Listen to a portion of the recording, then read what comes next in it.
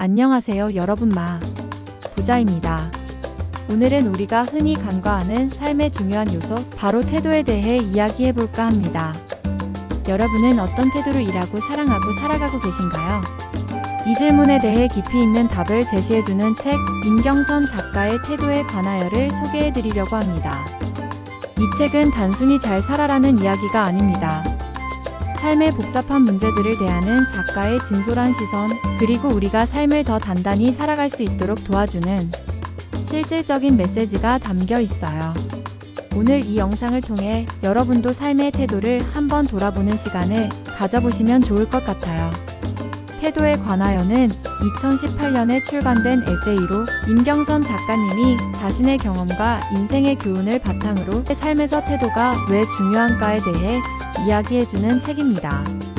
이 책은 단순히 좋은 태도를 가져야 한다는 도덕적인 조언이 아니라 삶의 여러 상황에서 스스로의 중심을 지키는 법, 타인과 건강하게 관계 맺는 법을 구체적으로 제시해줘요.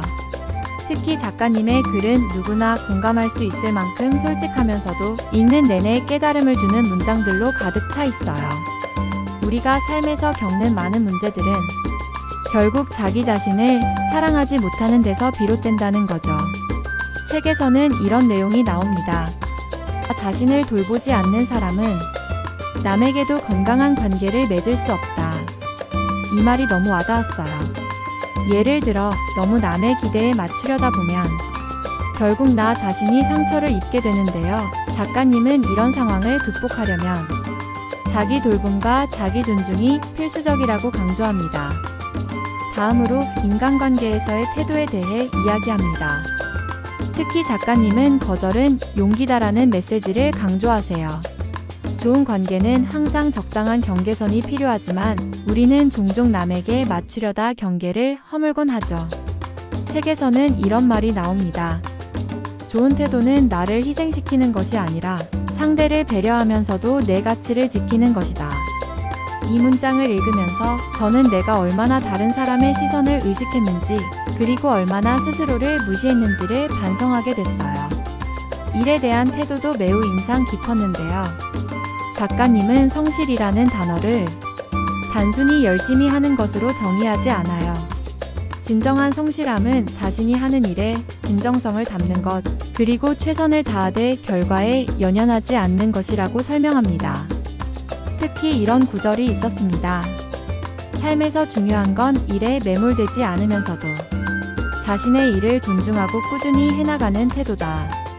이 문장은 직장 생활이나 개인 프로젝트에서 항상 완벽을 추구하려던 저에게 큰 위로가 됐습니다. 마지막으로 사랑과 인간관계에서의 태도에 대해 이야기합니다. 작가님은 우리가 종종 상대방을 바꾸려고 하거나 완벽한 관계를 기대하는 실수를 저지른다고 지적합니다. 책을 읽으면서 제가 가장 많이 고민했던 건 나 자신의 태도였습니다. 저는 종종 불안하거나 남의 기대에 맞춰 살아가려고 애쓰는 스스로를 발견했는데요.